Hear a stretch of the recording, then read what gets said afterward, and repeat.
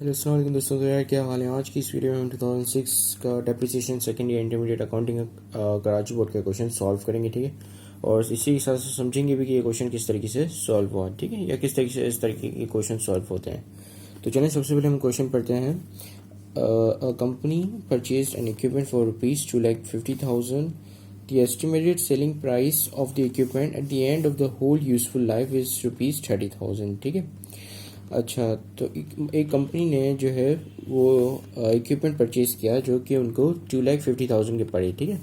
और उसकी जो सेलिंग इक्विपमेंट की जो at the end of whole useful life, यानी कि जब वो पूरी तरीके से चल के घिस जाएगी, यानी कि बस अब और नहीं ज़्यादा चल पाएगी, ठीक है, यानी कि उसकी लाइफ बिल्कुल ख़त्म हो जाएगी, डेथ हो जाएगी वो मशीन, तब उसकी जो वैल्यू होगी, यानी कि जो कबाड़ी वाला उसकी वैल्यू जो देगा वो होगी 30,000, ठीक है। इसको हम इसके डिफरेंट नाम होते हैं, ठीक है। इसको हम रेजिडुअल वैल्यू भी बोलते हैं, इसको हम स्क्रैप वैल्यू भी बोलते हैं, इसको हम सल्वेज वैल्यू भी बोलते हैं, ठीक है। तो इसके डिफरेंट नाम होते हैं। और फिर आपके पास है the company uses diminishing balance method at the rate 40% per annum for the computing depreciation, ठीक है। अच्छा, तो बेसिकली डेप्रिसिएशन की कैलकुलेट करने के कुछ 5 मेथड्स होते हैं, ठीक है, जिसमें से मुझे एक नहीं पता, बाकी 4 पता है, ठीक है। सो एक होता है आपका डिमिनिशिंग बैलेंस मेथड, इसको आप जो है एक्सक्लरेटिंग बैलेंस मेथड भी बोलते हो। एक्सक्लरेटिंग इसलिए बोलते हो या डिमिनिशिंग इसलिए बोलते हो कि इसमें जो पहले साल का डेप्रिसिएशन एक्सपेंस निकलता है वो बाकी सालों से काफ़ी ज़्यादा होता है, ठीक है, क्योंकि ऑब्वियसली आप जब 2,50,000 पे 40% अप्लाई करोगे तो ये ज़्यादा आएगा एज़ कम्पेयर टू दी 2,20,000 या 2,00,000, ठीक है। तो क्या, क्योंकि क्या होता है कि पहले साल का जो डेप्रिसिएशन एक्सपेंस निकलता है फिर वो जो है लेस हो जाता है आपकी कॉस्ट में से, ठीक है। फिर दूसरे साल के लिए आपके पास मशीन की कॉस्ट कम हो जाती है, यानी कि उसमें वो जो है उसमें डेप्रिसिएशन लगा हुआ होता है, ठीक है, पहले साल का, तो जिसके से वो कॉस्ट जो है आपकी कम होती है, तो जिसमें फिर आप जो है 40% अप्लाई करते हो तो फिर वो जो है कम आपका डेप्रिसिएशन एक्सपेंस आता है, तो जिसके वजह से हम उसको डिमिनिशिंग बैलेंस मेथड भी बोलते हैं, मतलब एक्सक्लरेटिंग बैलेंस मेथड भी बोलते हैं और डिमिनिशिंग बैलेंस मेथड भी इसी वजह से ही बोलते हैं, ठीक है। और एक आपका आता है स्ट्रेट लाइन मेथड, ठीक है, जो कि नॉर्मली यूज़ होता है। फिर आपके पास आता है यूनिट प्रोड्यूस मेथड, ठीक है, जिसमें जिस मशीन की क्या कहते हैं पूरी लाइफ में वो कितने यूनिट्स प्रोड्यूस कर सकती है, तो आप उस हिसाब से जो है उसको डेप्रिशिएट करते हो, ठीक है। और फिर आवर्स यूज, ठीक है, यानी कि कितने आवर्स जो है company use, I mean company कह रहा हूँ, मशीन यूज हुई या इक्विपमेंट यूज हुआ, उस हिसाब से जो आप उसको जो है डेप्रिशिएट करते हो, ठीक है। तो मतलब पर आवर डेप्रिसिएशन एक्सपेंस निकालते हो, फिर देखते हो कि कितने आवर यूज हुई, फिर इस हिसाब से जो आप उसको डेप्रिशिएट कैलकुलेट करते हो, ठीक है। तो बहरहाल ये हम फिलहाल जो है अभी सिर्फ डिमिनिशिंग मेथड जो है पढ़ने वाले हैं, क्योंकि इसमें डिमिनिशिंग मेथड के अलावा और के मेथड के से नहीं कहा गया है डेप्रिसिएशन कैलकुलेट करने को, ठीक है। तो अब यहाँ पे रिक्वायरमेंट क्या लिखी है, रिक्वायरमेंट में लिखा हुआ है कि भाई कंप्यूट कर डेप्रिसिएशन फर्स्ट 3 ईयर्स का, पहले 3 ईयर्स के जो है हमने डेप्रिसिएशन कंप्यूट करना है, और ये डिमिनिशिंग बैलेंस मेथड से करना है, ठीक है। फिर लिखा है कि पास एंट्रीज इन द जर्नल, फिर उसके बाद जो हमने जो डेप्रिसिएशन एक्सपेंस और एक्यूमुलेटेड डेप्रिसिएशन की जो जर्नल एंट्री बनती है आप वो भी बनाओगे, और फिर इसकी क्लोजिंग एंट्री भी बनाओगे, ठीक है, जिसमें आप जो डेप्रिसिएशन एक्सपेंस को क्लोज कर दोगे आपकी इनकम एंड रेवेन्यू समरी में, ठीक है। अब मैं अगर आपने क्लोजिंग एंट्रीज पढ़ी हुई हो तो आपको पता होगा कि इनकम एंड रेवेन्यू समरी क्या होती है, और आप इसमें जो तमाम अपने एक्सपेंसेस और रेवेन्यू क्यों क्लोज करते हो। अगर आपने नहीं पढ़ी तो मैं आपको ब्रीफली थोड़ा समझा दूंगा, ठीक है। तो फिर आपके पास लिखा हुआ कि setup the equipment allowance to depreciation account for the first 2 years, यानी कि टी अकाउंट बनाने हैं एंड में, ठीक है। तो चलिए स्टार्ट करते हैं आपके डिमिनिशिंग मेथड से, ठीक है, computation of the depreciation expense से, ठीक है। तो मैंने यहाँ पे हेडिंग डाल दी computation of depreciation expense by using diminishing balance method, ठीक है। इसका फॉर्मूला क्या होता है, इसमें बेसिकली आपने क्या करना होता है कि जो आपकी कॉस्ट है, ठीक है, कॉस्ट ऑफ मशीन जो है इसमें, या कॉस्ट ऑफ इक्विपमेंट में, कॉस्ट ऑफ इक्विपमेंट, ठीक है, जिस कोई भी फिक्स एसेट की कॉस्ट हो सकती है, ठीक है। तो कॉस्ट को जो है आप कॉस्ट को जो आप मल्टीप्लाई करते हो आपके रेट से, ठीक है, जो कि आपको 40% गिवन है, ठीक है। फिर उसमें से जो आपका आंसर आता है या वो बेसिकली डेप्रिसिएशन एक्सपेंस होता है, ठीक है। तो डेप्रिसिएशन एक्सपेंस यहाँ पे इस तरीके से आता है, और फिर आपने क्या करना होता है कि इस डेप्रिसिएशन को जो है कॉस्ट से आपने लेस करना होता है, ठीक है, यानी कि कॉस्ट को आप माइनस कर देते हो फिर डेप्रिसिएशन एक्सपेंस से, और फिर आपके पास आ जाती है आपकी बुक वैल्यू, ठीक है, जो कि न्यू ईयर की, जैसे इस साल की आपके पास बुक वैल्यू आ गई तो ये नेक्स्ट ईयर की आपकी कॉस्ट बन जाती है, ठीक है। तो ये बेसिकली फार्मूला होता है इसको कैलकुलेट करने का, ठीक है। इसके लिए आप जो है कुछ रोज और कॉलम्स बनाते हो, ठीक है। तो वो मैं आपको बताऊंगा कि किस तरीके से कितनी रोज और कितनी कॉलम्स आप बनाओगे, ठीक है। रोज बेस्ड कॉलम बेसिकली आपके फिक्स्ड होते हैं। एक आपने जो है रेट के लिए कॉलम बनाना होता है, एक आपने कॉस्ट के लिए, बुक वैल्यू के लिए और फिर डेप्रिसिएशन एक्सपेंस के लिए, ठीक है। तो 4 से 5 कॉलम होते हैं। और फिर आपने जो है रोज जो है आपकी डिपेंड करती हैं कि कितने ईयर्स के लिए आप बना रहे हैं, ठीक है। मतलब कितने ईयर्स के आप डेप्रिसिएशन एक्सपेंस निकाल रहे हैं। अगर 3 ईयर के तो 3 रोज बनेंगी, ठीक है। अच्छा, उस पहली वाली रो को हटा के बाकी 3, ठीक है। तो मैं अभी आपको बना के दिखाता हूँ तो आपको अच्छे से समझ में आ जाएगा, ठीक है।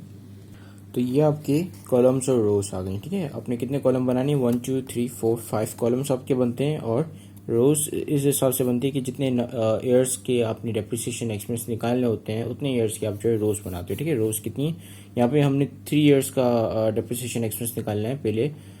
तो हमने जो 3 ईयर्स की रोज बनाई है, ठीक है। अब सबसे पहले हम एक चीज़ और नोट करेंगे कि इसने जो इक्विपमेंट परचेज किया है वो जनवरी को परचेज किया है या किसी मई या बीच वाले कोई महीने में, यानी कि साल के कोई बीच वाले महीने में उसने परचेज किया है, ठीक है। तो यहाँ पे लिखा हुआ है कि purchase equipment for 2,50,000 estimated selling price for the equipment at the end of the whole useful life 30,000। अच्छा, तो ये मेंशन नहीं कि इसने कब परचेज किया, तो हम जो यहाँ पे ये अज्यूम करेंगे कि इसने जनवरी की पहली तारीख को उसने परचेज किया है, ठीक है। यानी कि फिर इस सूरत में हम जो पूरे साल का डेप्रिसिएशन निकालेंगे। अदरवाइज अगर किसने कोई जून या मई के महीने में परचेज की होती मशीनरी तो हम पूरे साल का नहीं निकालते, बल्कि उस महीने से लेकर दिसंबर तक जितने भी टाइम पीरियड होता है हम उस टाइम पीरियड का निकालते हैं, ठीक है। तो अभी तो यहाँ पे कोई ऐसी कोई चीज़ लिखी नहीं हुई है कि किसने किस महीने में परचेज किया, तो हम यहाँ पे यही अज्यूम करेंगे कि किसने जनवरी को परचेज किया है, ठीक है, मशीन। तो चलें अब हम इसके डेप्रिसिएशन एक्सपेंस निकाल दे लेते हैं, ठीक है। तो सबसे पहले अच्छा, अब हमें ये भी नहीं पता कि उसने कौन से ईयर में परचेज किया, तो हम सिंपल इसमें क्या लिखेंगे कि फर्स्ट ईयर, ठीक है। हम क्योंकि इसमें लिखा हुआ कि पहले 3 ईयर का निकालना है आपने, तो फर्स्ट ईयर में आपके पास जो है कॉस्ट कितनी की थी मशीन की, 2,50,000 की, राइट, ठीक है। 2,50,000 की आपके पास ये कॉस्ट थी और रेट कौन सा था डेप्रिसिएशन डिमिनिशिंग बैलेंस का, 40%, यानी कि 2,50,000 का 40% आपका डेप्रिसिएशन एक्सपेंस आएगा, ठीक है। तो चलें 2,50,000 में से 40% निकालते हैं। 2,50,000 मल्टीप्लाई बाय 40%, तो ये कितना आ रहा है आपका 1 लाख, ठीक है। तो 1 लाख इज द 40% ऑफ 2,50,000, ठीक है। सो 1 लाख आपका जो है पहले साल का डेप्रिसिएशन एक्सपेंस निकल गया, ठीक है। अब उसकी बुक वैल्यू क्या होगी कि आप 2,50,000 में से 1 लाख को माइनस करोगे तो आपके पास बुक वैल्यू आ जाएगी जो कि कितनी है, जो कि 1,50,000 होगी, राइट, ठीक है। अच्छा, अब ये जो बुक वैल्यू है वो नेक्स्ट ईयर की यानी कि सेकेंड ईयर की आपकी, आप लिख लेते हैं सेकेंड ईयर की आपकी कॉस्ट बन जाएगी, ठीक है, जैसा कि मैंने आपको फॉर्मूले में बताया था, ठीक है। तो ये बुक वैल्यू प्रीवियस ईयर की जो है नेक्स्ट ईयर, प्रीवियस ईयर की बुक वैल्यू नेक्स्ट ईयर में, मतलब यार नेक्स्ट ईयर की कॉस्ट बन जाएगी, ठीक है। तो क्या कॉस्ट क्या आएगी, 1,50,000। अब जो रेट लगेगा 40% वो 2,50,000 पे नहीं लगेगा बल्कि 1,50,000 पे लगेगा, ठीक है। तो अब आपको समझ में आया कि पहले साल का डेप्रिसिएशन एक्सपेंस इतना ज्यादा क्यों आएगा और दूसरे साल का कम क्यों आ रहा है, ठीक है। और तीसरे साल का उससे भी कम आएगा, और इसी वजह से हम इसको डिमिनिशिंग बैलेंस मेथड बोलते हैं, क्योंकि इसमें जो है आपका डेप्रिसिएशन एक्सपेंस डिमिनिश हो जाता है, ठीक है। तो अब हम जो है वो 1,50,000 का 40% निकालेंगे, ठीक है। तो 1,50,000 मल्टीप्लाई बाय 40%, तो कितना आ गया आपका 60,000, ठीक है। सो सेकेंड ईयर में आपका जो डेप्रिसिएशन एक्सपेंस निकला है वो 60,000 निकला, ठीक है, ना कि 1 लाख। अब बुक वैल्यू इसकी निकालेंगे तो 1,50,000 में से सब 60,000 माइनस करेंगे तो ये आपके पास आ जाएगा 90,000, ठीक है। अब ये 90,000 जो है नेक्स्ट यानी कि थर्ड ईयर का आपकी थर्ड ईयर की कॉस्ट बन जाएगी। तो थर्ड ईयर की कॉस्ट आ गई आपकी 90,000। अब 90,000 का फिर से 40% निकालेंगे, तो चलें देखते हैं कि 90,000 का 40% कितना होता है। So here is the 90,000 multiply by 40%, तो कितना आ गया 36,000। सो 36,000 जो है इस साल का यानी कि थर्ड ईयर का डेप्रिसिएशन एक्सपेंस होगा, ठीक है। तो यहाँ पे आप देख पा रहे हो कि किस तरीके से डेप्रिसिएशन एक्सपेंस आपका कम होते जा रहा है। पहले साल सबसे ज्यादा, सेकेंड ईयर से कम, थर्ड ईयर से भी कम, ठीक है। सो यहाँ पे 36 को जब हम 90 को जब हम 36 से माइनस करेंगे तो कितना आ जाएगा 54,000। सो 54,000 is the book value of your third year, ठीक है। अब हमने क्या करना है, अब हमने जो है यहाँ तक हमने जो है तमाम हमारी ईयर्स की डेप्रिसिएशन एक्सपेंस निकाल लिया। अब हमने इनकी जर्नल एंट्री बनानी है, ठीक है। और अच्छा, क्वेश्चन में लिखा हुआ है कि जो जर्नल एंट्री बनेगी, क्योंकि मैंने यहाँ पे क्वेश्चन पूरा कॉपी नहीं किया है, मतलब कि रिक्वायरमेंट पूरी नहीं उतारी, अदरवाइज यहाँ पे लिखा होता है कि आपने जो है पहले 2 साल की आपने क्लोजिंग एंट्री और जो है आपने एडजस्टिंग एंट्री बनानी है डेप्रिसिएशन की, ठीक है। तो हम जो है पहले 2 साल की बनाएंगे, और तीसरे आप ऑब्वियसली जब पहले 2 साल की आप देखोगे कि किस तरीके से बनी, तो ऑब्वियसली आप तीसरे साल की भी बना सकते हो। बल्कि मैं काम करता हूँ 3 सालों की बना लेता हूँ, ठीक है, कोई इशू नहीं है, हम 3 सालों की बना लेते हैं। सो अपेरेंटली ये स्पेस जो है काफ़ी छोटी है, तो हम जो है नेक्स्ट दूसरा पेपर यूज़ करते हैं। तो ये आपका जर्नल का फॉर्मेट बन गया, ठीक है, एडजस्टिंग और क्लोजिंग एंट्रीज की। तो सबसे पहले हम फर्स्ट ईयर की यहाँ पे एडजस्टिंग एंट्री बनाते हैं, ठीक है। फर्स्ट ईयर यहाँ पे लिख लेता हूँ, ठीक है। तो आपको पता है कि आपके फर्स्ट ईयर में जो आपका डेप्रिसिएशन एक्सपेंस आया था वो कितना आया था, 1 लाख रुपीज़ का, ठीक है। अच्छा, इससे पहले हम क्या करेंगे, हम जो है मशीन को भी यहाँ पे रिकॉर्ड कर लेंगे, ये दिखाते हुए कि हमने मशीन खरीदी, ठीक है। हमारे बिजनेस में मशीन आई, तो मशीन की जो हम जर्नल एंट्री बनाएंगे, फिर आपकी जो डेप्रिसिएशन एक्सपेंसेस हैं जितने भी 3 साल के, उनकी जो है आप बनाओगे क्या, एडजस्टिंग एंट्री और क्लोजिंग एंट्रीज, ठीक है। तो पहले एक हम जर्नल एंट्री बना लेते हैं यहाँ पे। अच्छा, तो सवाल में जो है क्रेडिट के हवाले से कोई आपके पास डेटा या इन्फॉर्मेशन नहीं था, तो आप यही अज्यूम करोगे कि ये कैश पे परचेज़ किया हमने, ठीक है, इक्विपमेंट्स 2,50,000 के। अब हम पहले साल का डेप्रिसिएशन एक्सपेंस यहाँ पर उसकी जो मतलब एडजस्टिंग एंट्री बनाते हैं। तो ये आ गया आपका पहले साल का डेप्रिसिएशन एक्सपेंस, ठीक है, 1 लाख रुपीज़, जैसा कि आपने यहाँ पे निकाला था, ठीक है। तो इसी तरीके से जो आप 3 सालों के आपके डेप्रिसिएशन एक्सपेंस निकालोगे, ठीक है। आप वैसे ये एंट्री बनाते रहते हो फर्स्ट ईयर में, ठीक है। आपने डेप्रिसिएशन की जो नॉर्मली एंट्री बनती है, ठीक है, डेप्रिसिएशन एक्सपेंस जो है डेबिट हो जाता है और अलाउंस डेप्रिसिएशन आप उसको क्रेडिट कर देते हो। अच्छा, बेसिकली क्या होता है क्लोजिंग एंट्रीज में हम जो है तमाम अपने एक्सपेंसेस और रेवेन्यू अकाउंट्स को एक टेम्प्रेरी अकाउंट खोलते हैं और उसमें जो है इन तमाम चीज़ों को क्लोज कर देते हैं, ठीक है। उसको हम कहते हैं इनकम समरी अकाउंट या इनकम एंड रेवेन्यू अकाउंट। तो बेसिकली उसमें ये होता है कि आप जो है डेप्रिसिएशन एक्सपेंस भी क्लोज करते जाते हो, ठीक है। तो यहाँ पे आपके पास कोई रेवेन्यू अकाउंट तो है नहीं जिसको आप इनकम समरी में क्लोज करोगे, तो हम जो है सिंपल डेप्रिसिएशन एक्सपेंस को ही क्लोज कर देंगे आपके इनकम समरी में, ठीक है, या इनकम एंड एक्सपेंस समरी, ठीक है। तो अब इसको जो शॉर्ट फॉर्म में इनकम समरी भी कह सकते हैं। अच्छा, तो अब हमने क्लोज करने का क्या प्रोसीजर होता है, क्लोज करने का ये प्रोसीजर होता है कि आपने जितने अमाउंट से अगर आपका एक्सपेंस डेबिट साइड पे खुला हुआ है, आप उतनी अमाउंट से उसको जो है वो क्रेडिट कर देते हो और आप जो इनकम समरी को उसकी जगह पे डेबिट कर देते हो, ठीक है। तो इससे ये होता है कि आपकी एक तरीके से आपने शिफ्ट कर दिया उसका अमाउंट, एक्सपेंस जो आपने था वो शिफ्ट कर दिया आप उसने अपने जो है इनकम समरी में, ठीक है। तो ये इस तरीके से पोर्ट्रे करता है। तो यहाँ पे मैं आपको यहाँ बना कर दिखा देता हूँ, ठीक है। तो हम क्या करते हैं ये इनकम समरी, अच्छा income summary basically revenue account होता है जिसकी जो ट्रीटमेंट है बिल्कुल रेवेन्यू अकाउंट की तरह होती है, यानी कि जब भी बढ़ता है तो आप उसको जो है क्रेडिट करते हो और जब भी घटता है तो आप उसको डेबिट करते हो, ठीक है। अच्छा, तो यहाँ पे आप क्या डेबिट क्या करोगे, डेप्रिसिएशन एक्सपेंस, ठीक है। और ये कौन सी डेट को बना रहे हो आप, फर्स्ट ईयर के लिए, ठीक है, फर्स्ट ईयर के लिए आप बना रहे हो। तो यहाँ पे फर्स्ट ईयर लिख लेंगे, ठीक है। डेप्रिसिएशन एक्सपेंस को यहाँ पे हमने क्रेडिट कर दिया, ठीक है। डेप्रिसिएशन एक्सपेंस हमने क्यों क्रेडिट किया, क्योंकि ये डेबिट साइड पे यहाँ पे खुला हुआ था, ठीक है। तो इसको ख़त्म करने के लिए या क्लोज करने के लिए इनकम समरी में हमने इसको क्रेडिट साइड पे रिकॉर्ड कर दिया सेम अमाउंट से, ठीक है। अब इनकम समरी कितने का आएगा यहाँ पे, 1 लाख का, यानी कि ये जो 1 लाख शिफ्ट हो गया अब इनकम समरी के अंदर, ठीक है। तो इनकम समरी अब -1 लाख है, ठीक है। इनकम समरी मैंने आपको बताया था कि रेवेन्यू कितना ट्रीट होता है, रेवेन्यू जब भी डेबिट साइड पर रिकॉर्ड होता है उसका मतलब कि ये क्या है, ये माइनस में है, ठीक है।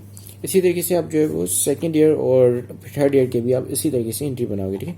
सेकंड ईयर की मैं आपको यहाँ पे बना के दिखाता हूँ, ठीक है। थर्ड ईयर की मैं वीडियो को पॉज करके बनाऊंगा, ठीक है। तो सेकंड ईयर में आपके पास डेप्रिसिएशन एक्सपेंस आपका कितना है, चलिए हम ये देख लेते हैं। डेप्रिसिएशन एक्सपेंस आपका जो सेकंड ईयर का आया था वो कितना है, 60,000, ठीक है। तो 60,000 जो है आपकी डेप्रिसिएशन एक्सपेंस है फॉर योर सेकंड ईयर, ठीक है। सो यहाँ पे हम पहले हम क्या कर रहे हैं, पहले हम एडजस्टिंग एंट्री बना रहे हैं, ठीक है, डेप्रिसिएशन की, डेप्रिसिएशन एक्सपेंस की, सॉरी। तो डेप्रिसिएशन एक्सपेंस की यहाँ पे जो है कि एडजस्टिंग एंट्री बनाओगे, यानी कि इसको जो है आप डेबिट कर दोगे, ठीक है, जिससे यहाँ पे आपने बनाई एंट्री, और अलाउंस और डेप्रिसिएशन को आप जो है वो क्रेडिट कर दोगे, ठीक है। बिल्कुल सेम एज इट इज जैसे हमने पहले साल में बनाई, ठीक है। फिर इनकम समरी भी आप इसी तरीके से ही सेकंड ईयर की भी इसी तरीके से बनाओगे जिस तरीके से आपने फर्स्ट ईयर की बनाई, ठीक है। ठीक है, तो यहाँ पे मैंने सेकंड ईयर की भी बना ली है इनकम समरी और डेप्रिसिएशन, मतलब क्लोजिंग एंट्री, ठीक है। और मैंने थर्ड ईयर के लिए भी दोनों एडजस्टिंग एंट्री और क्लोजिंग एंट्री दोनों बना लिए हैं, ठीक है, जैसा कि आप यहाँ पे देख पा रहे हो। अब आपने जो सिंपल आप बनाना है टी अकाउंट, ठीक है, किसका, अलाउंस टू डेप्रिसिएशन का, ठीक है। तो टी अकाउंट का बेसिकली ये फॉर्मेट ये होता है कि आप जो एक बड़ा सा टी बना लेते हो यहाँ पे, ठीक है। तो मैं तो यहाँ पे रफ में बना रहा हूँ, आपने जो है फेयर में बनाना है, ठीक है। तो यहाँ पे हम लिखेंगे अलाउंस फॉर डेप्रिसिएशन, ठीक है। अब आप देखोगे कि अलाउंस टू डेप्रिसिएशन कौन सी साइड पे रिकॉर्ड हुआ, ठीक है, और किस वजह से वो है इस साइड पे रिकॉर्ड हुआ। तो यहाँ पे सबसे पहले जो है फर्स्ट ईयर में अलाउंस टू डेप्रिसिएशन जो है वो क्रेडिट साइड पे रिकॉर्ड हुआ और 1 लाख से हुआ, और किसकी वजह से हुआ, डेप्रिसिएशन एक्सपेंस की वजह से हुआ, ठीक है। तो यहाँ पे आप जो है ये आपकी जो है क्रेडिट साइड है और ये आपकी जो है डेबिट साइड है, ठीक है। तो यहाँ पे आप allowance to depreciation first year में यहाँ पे लिखोगे फर्स्ट ईयर, ठीक है। फर्स्ट ईयर में डेप्रिसिएशन एक्सपेंस की वजह से ये क्रेडिट साइड पर रिकॉर्ड हुआ था कितने से, 1 लाख रुपीज से, ठीक है। इसी तरीके से ही सेकेंड ईयर में वो डेप्रिसिएशन एक्सपेंस की वजह से कितने से रिकॉर्ड हुआ, 60,000 से, और थर्ड ईयर में 36,000 से, ठीक है। सो टोटल यहाँ पे बैलेंस कितना होगा आपका, तो चलिए इसे कैलकुलेट कर लेते हैं। 1 लाख प्लस 36,000 प्लस 60,000 तो कितना हो गया, ये 1,96,000, ठीक है। सो 1,96,000 is your total allowance for depreciation, ठीक है। अब ये जो 1,96,000 आपका जो टोटल अलाउंस फॉर डेप्रिसिएशन आया है, इसको आप जो अगर आप अपनी जो आपकी जो कॉस्ट है, ये वाली कॉस्ट 2,50,000 कॉस्ट में से माइनस करके तो आपका आंसर आएगा 54,000, ठीक है, जैसा कि आप यहाँ पे देख पा रहे हो। मैंने जो है सारा हट गया यार, 250 माइनस 196 तो कितना आ गया, 54, ठीक है। तो 54 आपका यहाँ पे ये आंसर आ रहा है, ठीक है। तो यानी कि जब आप इसकी पार्शियल बैलेंस शीट, वैसे इसमें तो नहीं बोली गई है कि बनाने को, अगर यहाँ पे रिक्वायरमेंट होती कि पार्शियल बैलेंस शीट आप बनाएं, तो पार्शियल बैलेंस शीट अगर आप जब इसकी बनती तो आप क्या करते कि आप अपनी जो आपका टोटल इक्विपमेंट है उसमें से आप अलाउंस और डेप्रिसिएशन लेस करते, तो आपकी ये वैल्यू आ जाती है इक्विपमेंट की 54,000, ठीक है। तो यहाँ पे हम इसको जो है कैरी फॉरवर्ड कर देंगे, तो यहाँ पे लिखते हैं हम CF कैरी फॉरवर्ड 1,96,000, ठीक है, और यहाँ पे भी हम टोटल कर देंगे 1,96,000, ठीक है। तो ये जो है आपका ये क्वेश्चन कंप्लीट होता है। इसी के साथ ये वीडियो भी जो है ख़त्म होती है। Thank you very much for watching this video. Have a great day and अल्लाह हाफिज़।